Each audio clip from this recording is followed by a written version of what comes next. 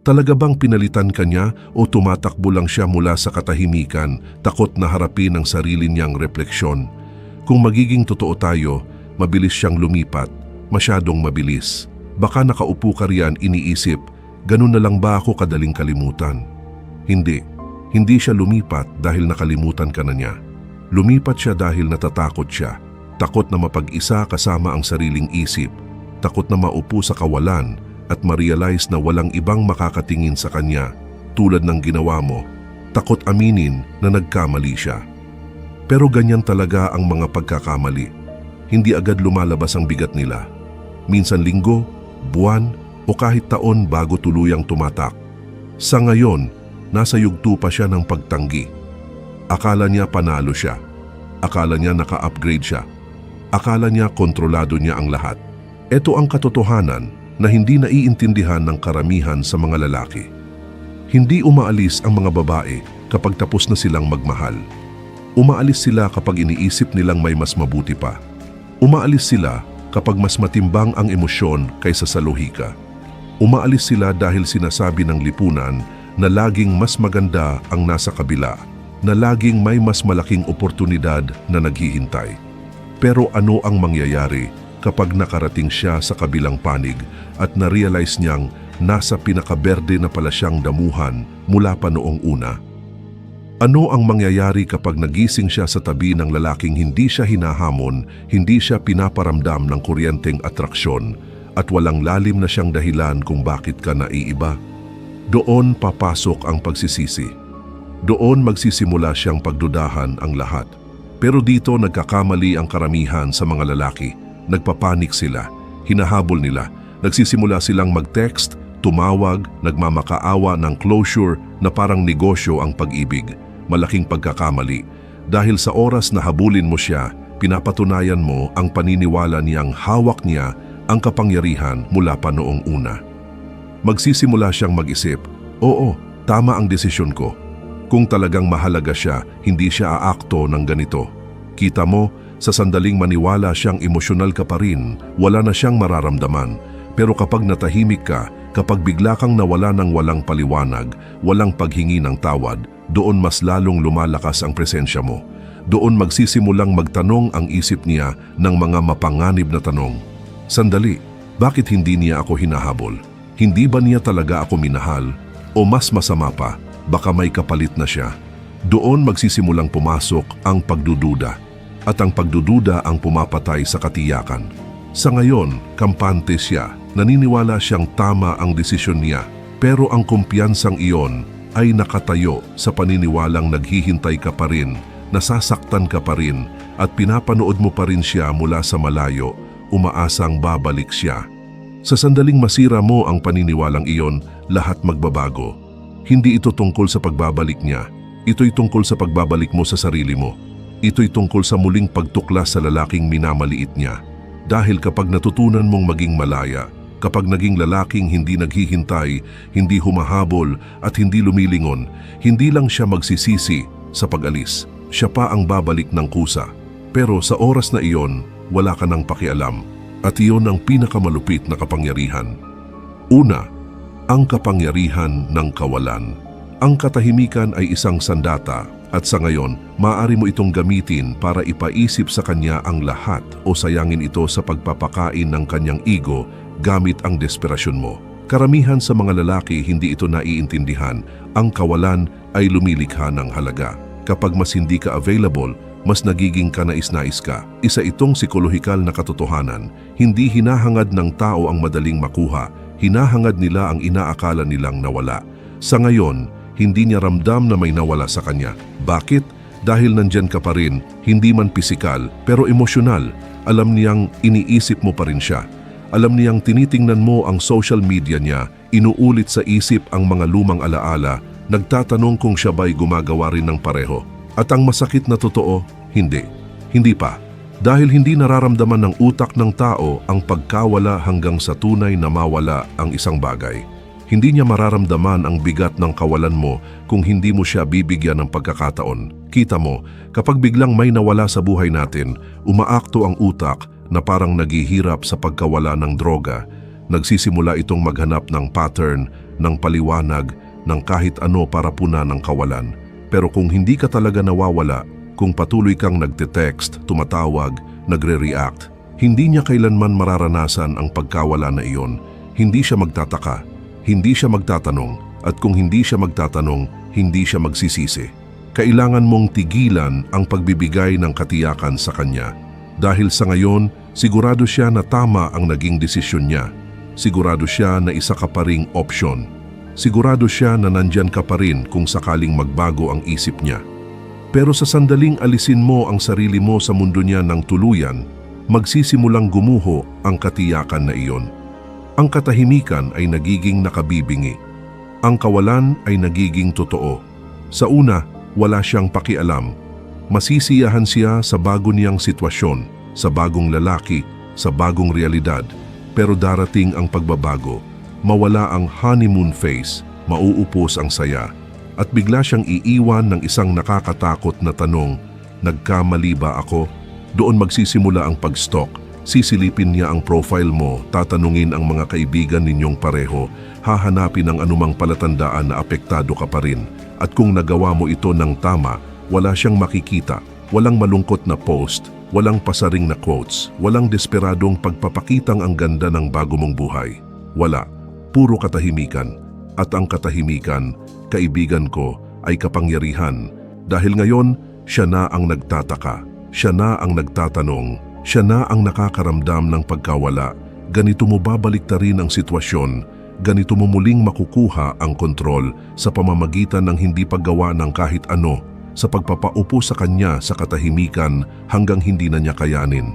Pero karamihan sa mga lalaki walang disiplina para gawin ito. Bumabagsak sila, nagpaparamdam, aksidenteng nalalike ang lumang post. At sa isang iglap, wala na ang kapangyarihan. Nabali ang kawalan, nawala ang misteryo, at bumabalik siya sa pakiramdam ng katiyakan. Huwag kang maging ganoong lalaki, maging lalaki kang umaalis ng walang salita, yung naglalaho ng walang paliwanag. Yung nakakaunawa na ang tunay na kapangyarihan ay nasa pagiging hinahanap, hindi sa pagiging laging nandiyan. Ikalawa, ang kontrol sa emosyon, ang tunay na lakas inaasahan niyang bibigay ka. Inaasahan niyang guguho ka, magwawala, magmamakaawa ng mga sagot. Inaasahan niyang gagawin mo ang mga emosyonal na pagputok, mga text sa 10 oras ng gabi, mga desperadong paraan para patunayan ang halaga mo. At kung nagawa mo na ang alinman doon, binabati kita. Eksakto mong nilaro ang inaasahan niya. Pero may sasabihin ako, wala nang mas nagbibigay ng respeto kaysa sa isang lalaking ayaw magpagapo sa sariling emosyon. Isang lalaking hindi natitinag, hindi nauuga, walang pakialam sa gulo sa paligid. Dahil ito ang hindi naiintindihan ng karamihan sa mga lalaki, hindi nawawala ang atraksyon ng babae dahil lang sa hiwalayan mismo. Nawawala ito kapag nakita nilang bumigay ka sa presyon, kapag nakita nilang ang emosyon ang nagdidikta ng mga kilos mo imbes na lohika. Doon nila nasasabi, tama ang desisyon ko. Pero totoo rin ang kabaligtaran. Kapag nanatili kang kalmado, kapag nagpatuloy ka na may matatag na katahimikan, magsisimula siyang magtanong sa lahat.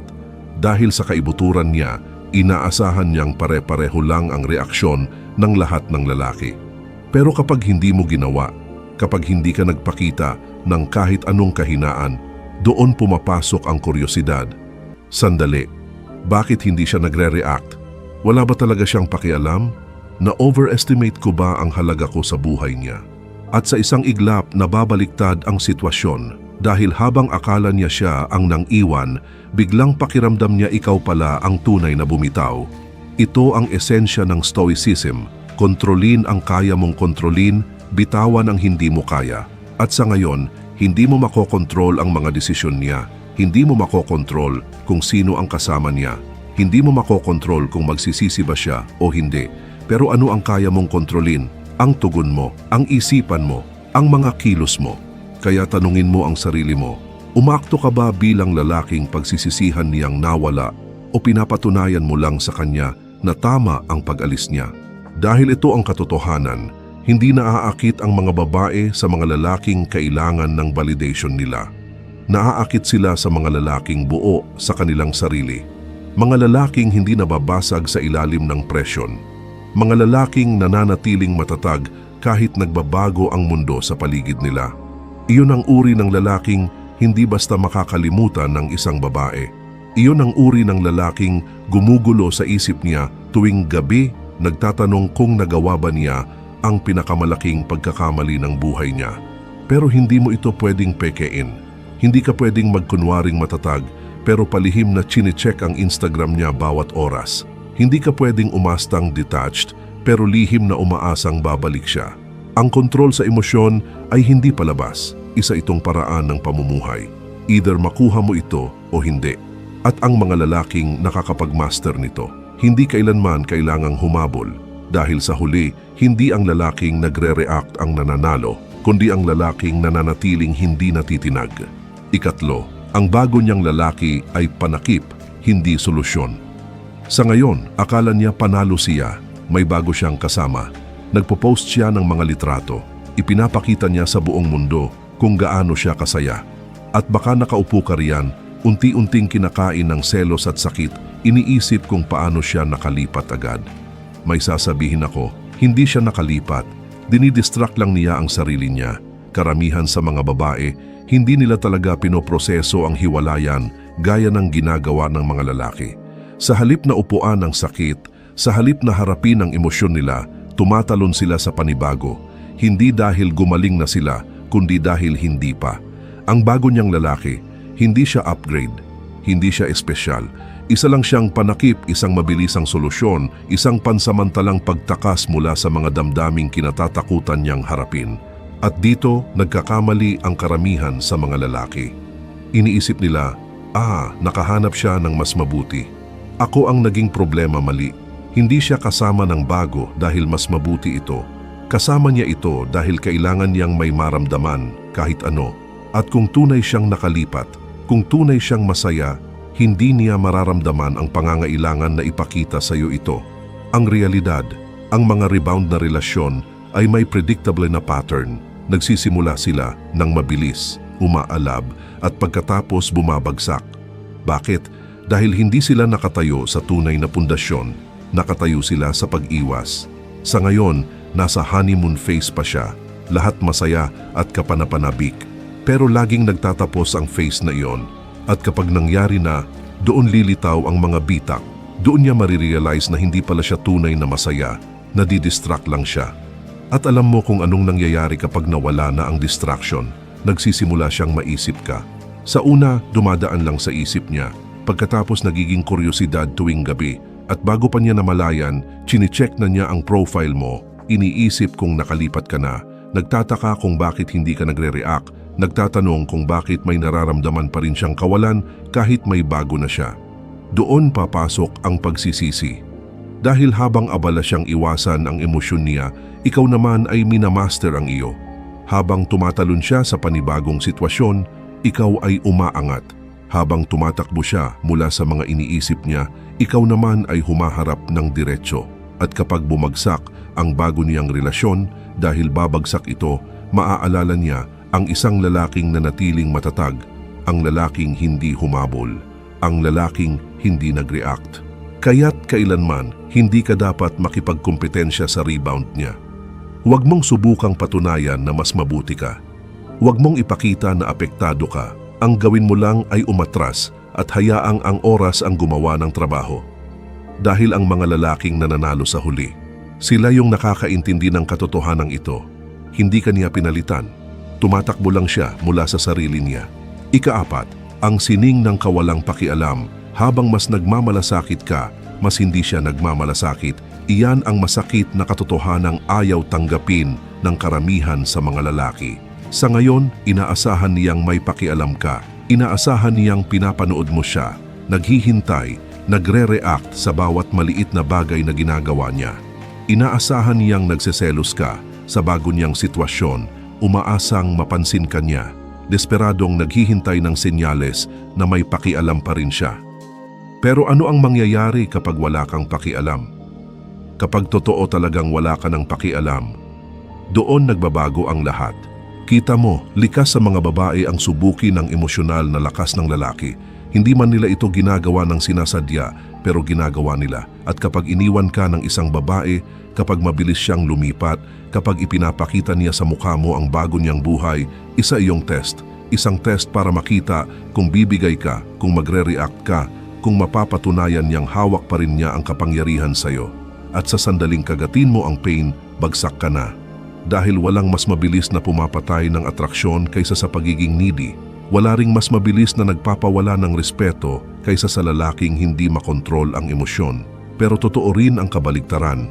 Walang mas nakakaakit sa babae kaysa sa tunay na kawalang pakialam. Makapangyarihan ang kawalang pakialam dahil binabago nito ang dynamics. Pinipilit nitong mag-isip siya. Pinipilit nitong magtanong siya kung tunay ba siyang naging mahalaga sa'yo. At iyon ang nakakaloko sa isip ng tao. Bakit? Dahil likas sa atin ang hanapin ang validasyon. Gusto nating maramdaman na mahalaga tayo. Gusto nating maramdaman na may epekto tayo.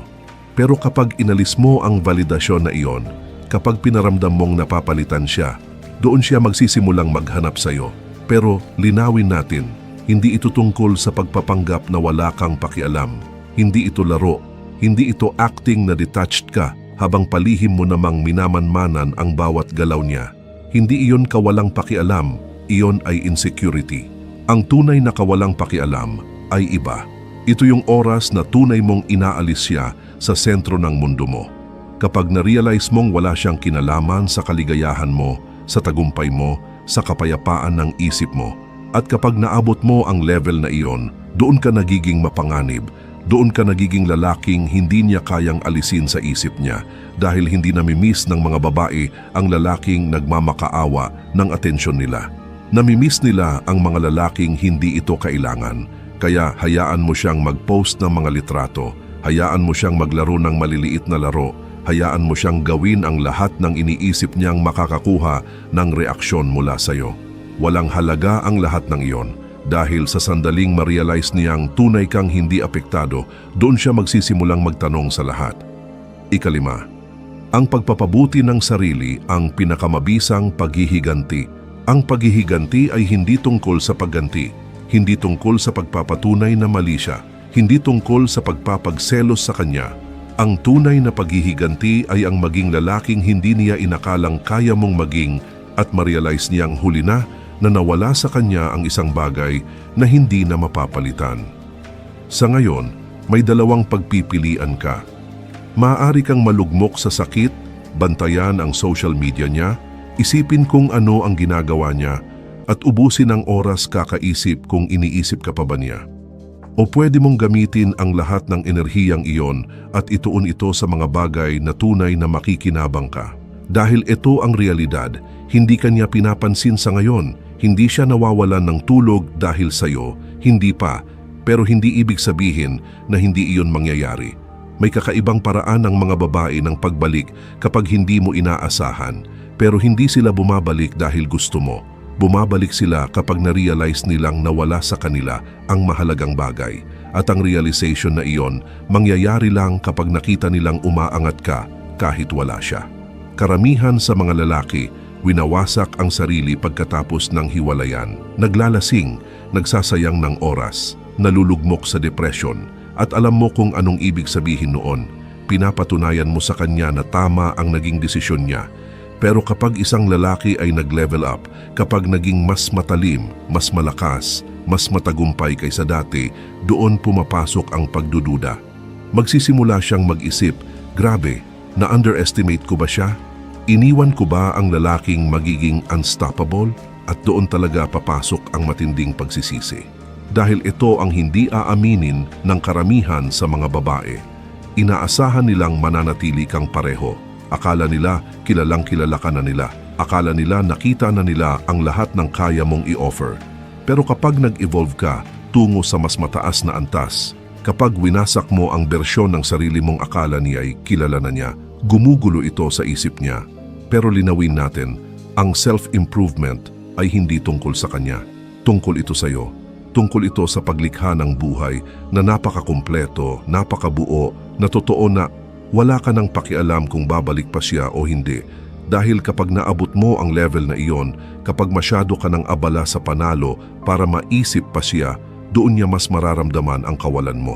Kaya pumunta ka sa gym, itayo mo ang negosyo, linangin ang isipan, disiplinahin ang sarili, hindi para patunayan ang kahit ano sa kanya, kundi dahil ito ang lalaking nakatakda kang maging mula pa noong una. At ang pinakamaganda, sa oras na ma-realize niya ang tunay mong halaga, hindi mo na siya gugustuhin.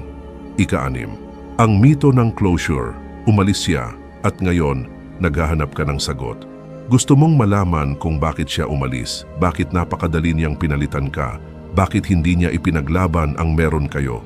Sinasabi mo sa sarili mo na kung makakausap mo lang siya kahit isang beses pa, kung maipapaliwanag lang niya, baka lang makaka-move on ka.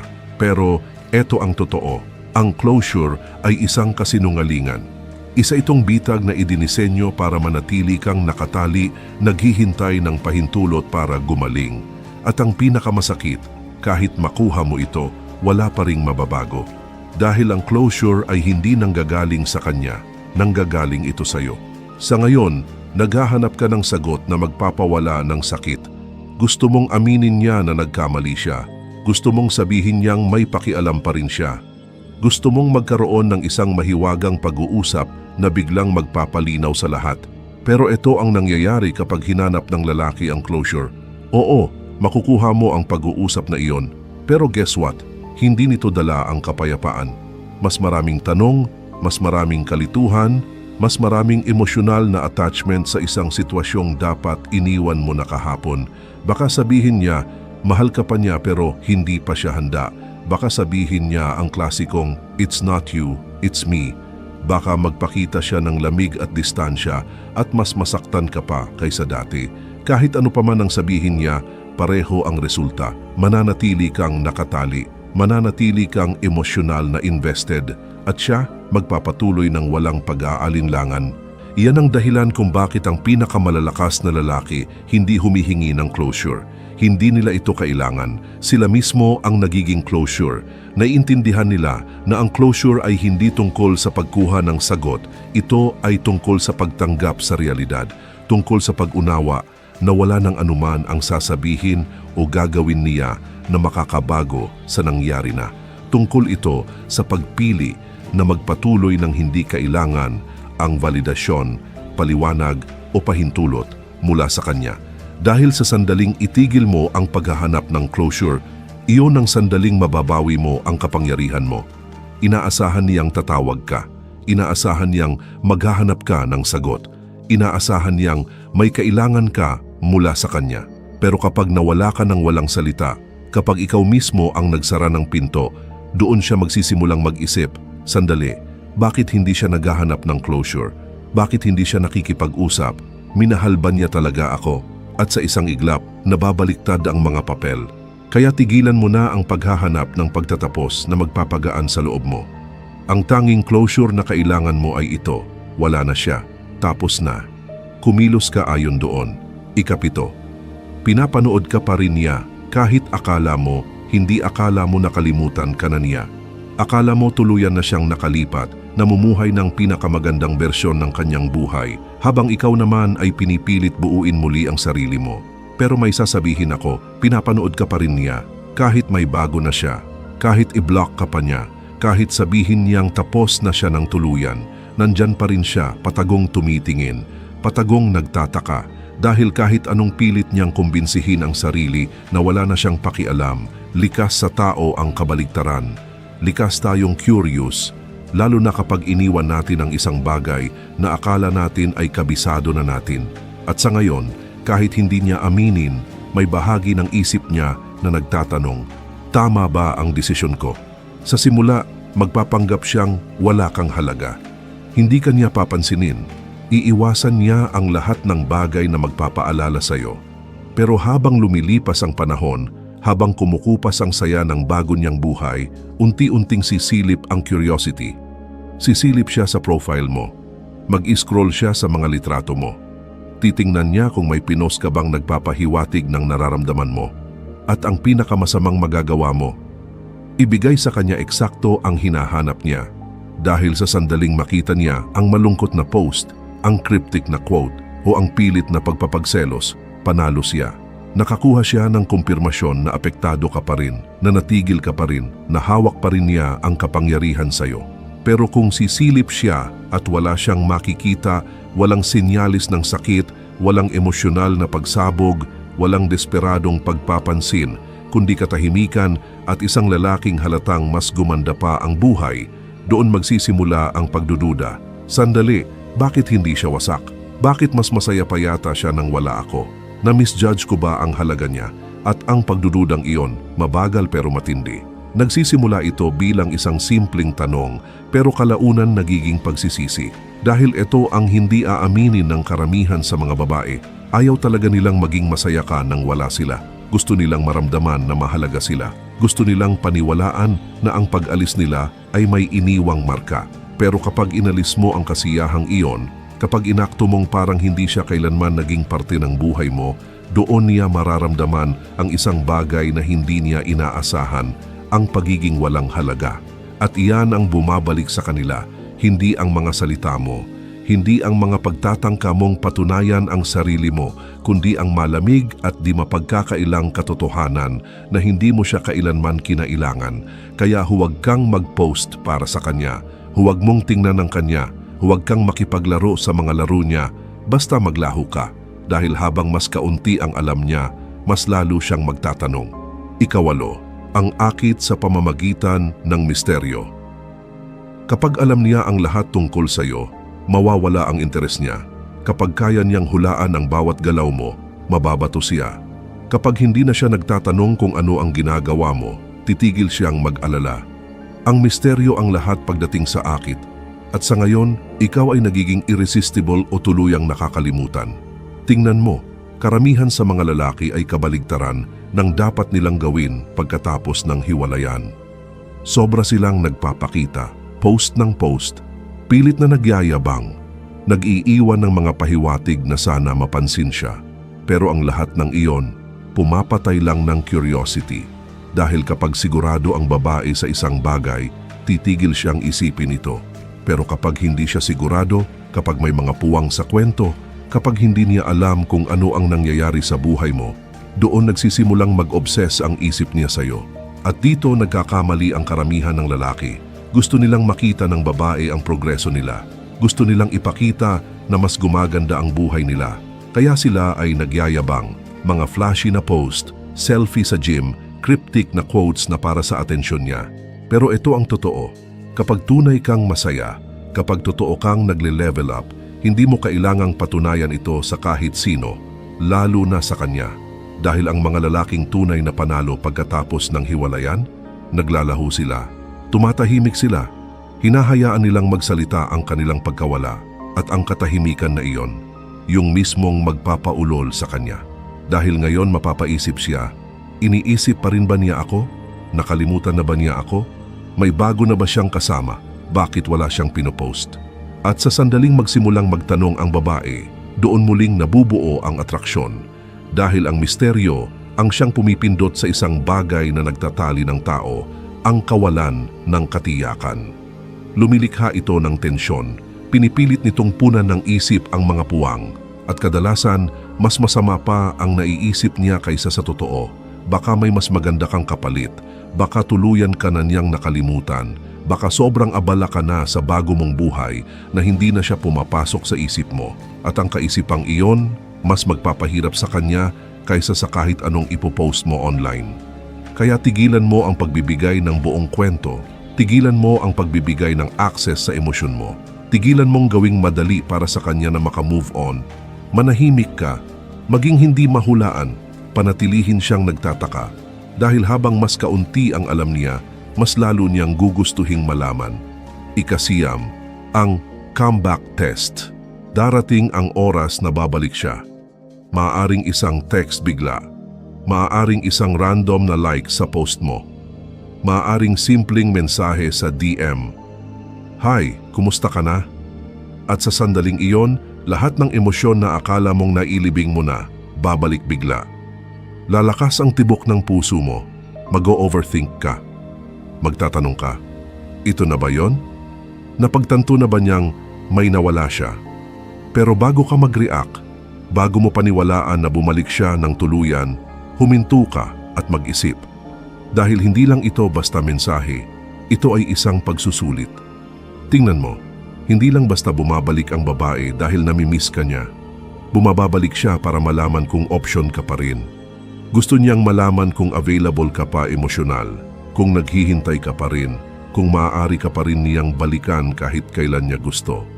At ang paraan ng tugon mo, iyon ang magtatakda ng lahat. Karamihan ng lalaki, bagsak dito. Sa sandaling magparamdam ang babae, natutuwa sila. Sumusagot agad. Nagpapakita ng sobrang excitement. Iniisip nila, ito na ang pagkakataon kong patunayan ang halaga ko. Mali. Dahil sa sandaling maramdaman niyang apektado ka pa rin, mawawala ulit ang interes niya. Dahil nakuha na niya ang sagot, hindi ka talaga naka-move on. At sa isang iglap, wala na siyang dahilan para habulin ka. Pero ang mga lalaking pumapasa sa test na ito, hindi sila nagre-react, hindi sila nagmamadali sa pagsagot, hindi nila ibinibigay ang inaasahan niya. Sa halip, pinapahirapan nila siya. Maaaring hindi ka sumagot, maaaring ilang araw bago ka tumugon, maaaring sagutin mo lang siya ng pinakasimple at pinaka-casual na sagot. Ayos naman ako, sana okay ka rin, walang emosyon, walang excitement, walang mahabang usapan, kundi kalmado, kontrolado at walang pakialam. At iyon ang magpapaulol sa kanya dahil ngayon hindi na siya sigurado kung nasaan siya sa buhay mo. Nararamdaman niya ang distansya. Nagtatanong siya, sandali, wala na ba siyang pakialam? Totoo bang naka-move on na siya? At sa sandaling ang babae na ang humahabol ng validasyon mula sa iyo, imbes na ikaw ang humabol sa kanya, panalo ka na. Dahil ang atraksyon ay hindi nabubuo sa salita, nabubuo ito sa pagdududa, nabubuo ito sa misteryo, nabubuo ito sa takot na baka nawala niya ang isang bagay na hindi na niya mababawi. Kaya kapag nagparamdam siya, huwag mo itong ituring na tagumpay. Ituring mo itong kung ano talaga, isang pagsubok sa self-control mo, sa disiplina mo, at kung ikaw pa rin ba ang parehong lalaking iniwan niya, o kung nag-i-evolve ka na sa isang taong hindi na niya basta maaabot. At kapag pumasa ka sa test na iyon, hindi lang siya magsisisi na iniwan ka, magiging obsessed siya sa katotohanang hindi ka na lumingon pabalik.